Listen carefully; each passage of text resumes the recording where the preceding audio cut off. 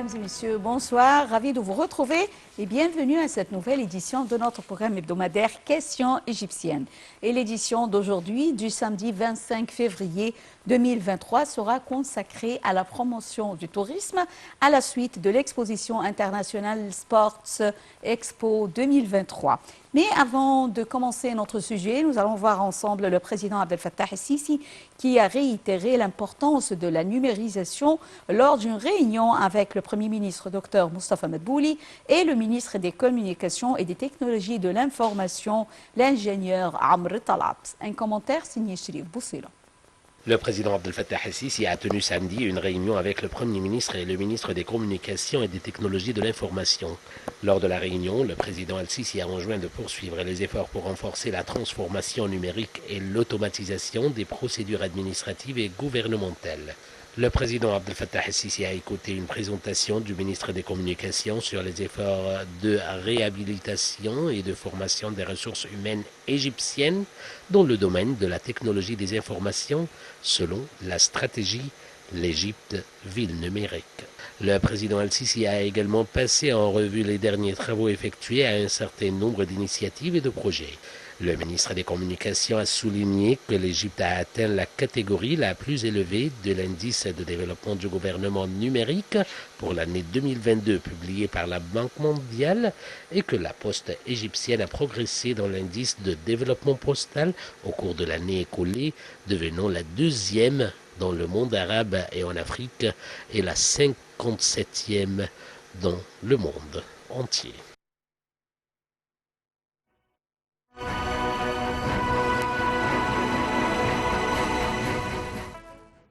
C'était donc, mesdames et messieurs, l'appel à la prière et enchaînons cette édition de notre programme Questions égyptiennes avec Dr Dalia Ildachen, égyptologue qui va nous jeter la lumière sur la promotion du tourisme après l'exposition internationale Sport Expo 2023. Alors, le Premier ministre Dr Moustapha Madbouli a assisté mercredi dernier au démarrage des travaux de la conférence et l'exposition Sport Expo 2023 en présence du ministre de la Jeunesse et des Sports, Dr Achraf Sobhi, et d'un nombre de ministres et de hauts responsables. Ils prennent part également à cette exposition le ministère du Tourisme et des Antiquités et les institutions intéressées par les investissements sportifs des secteurs publics et privés en Égypte, au Moyen-Orient, en Afrique et dans le monde entier.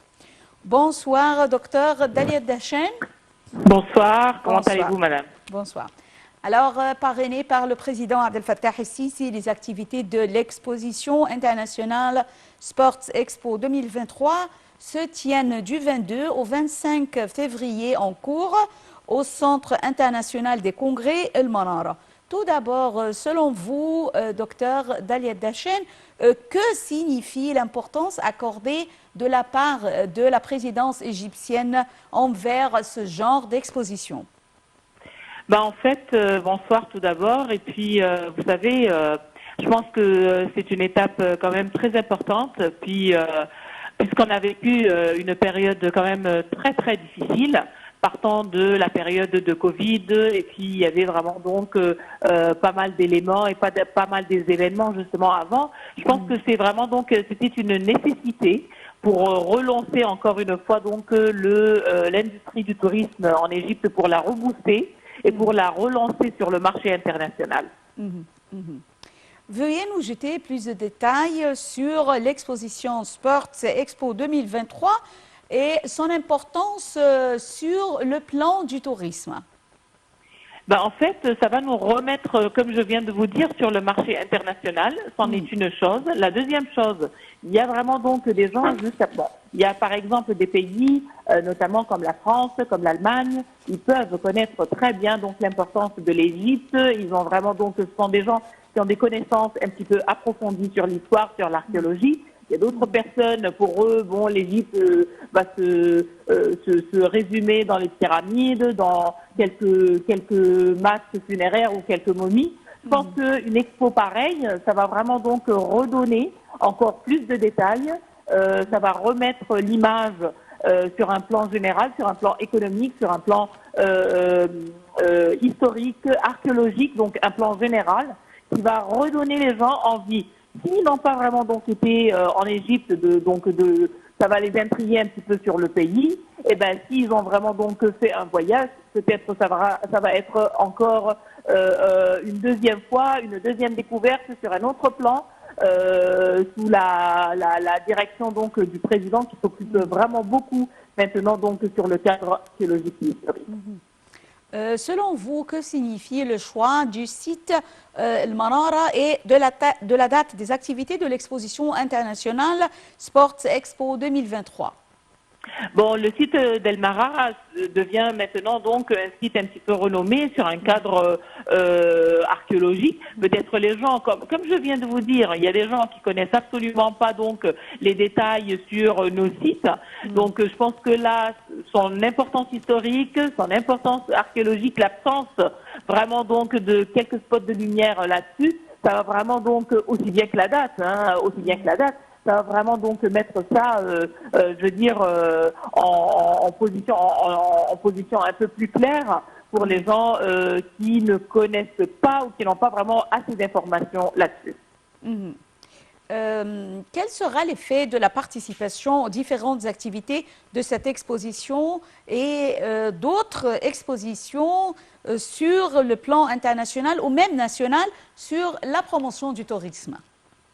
Ben écoutez, déjà le tourisme il recommence justement donc après avoir été boosté par plusieurs projets qui ont été gérés par le président, par l'ancien ministre, par le ministre actuel, et vous pouvez justement donc voir ça, l'écho, il commence. Bon, les temples par exemple dans le sud, la partie entre Luxor et Assouan. Moi je vous parle actuellement, je suis vraiment donc en train d'accompagner une équipe de la France. Donc ils commencent justement donc à revisiter. Les gens ils commencent à reprendre donc le côté sécurité, le côté justement donc importance de revenir, de repasser par l'Égypte, qui a été vraiment absent. Les gens ils s'inquiétaient à un moment donné. Vous savez, bon, ça donnait des échos un petit peu négatifs un petit peu partout. Et je pense que je m'excuse. Vraiment... Comment ça a donné des échos un peu négatifs? C'est-à-dire, quand on passait par pas mal des événements et puis quand on sortait par exemple de la période très spéciale de Covid, il y avait vraiment donc beaucoup moins de visiteurs, hein, on est bien d'accord. Mais c'était partout dans le monde entier, pas seulement en Égypte. Tout à fait. Non, je ne parle pas sur le plan égyptien, je parle sur un plan international. Vous allez parler sur le plan international comme national, vous voyez ce que je veux dire. Mais bien évidemment, je parle sur l'impact général. Non, maintenant, ça rebooste énormément. Je peux vous dire que je peux vous garantir les temples sont garnis de monde et des gens très intéressés par l'histoire. Qui est vraiment donc sur un plan très très positif. Et je pense que ça sera vraiment donc. Il y avait la parade des momies, il y avait après donc la découverte de l'année des Sphinx, de remettre tout ça encore une fois donc dans l'ordre et donc en tête des expos. Je pense que ça va vraiment donc avoir encore plus et plus donc de fléaux sur le cadre touristique.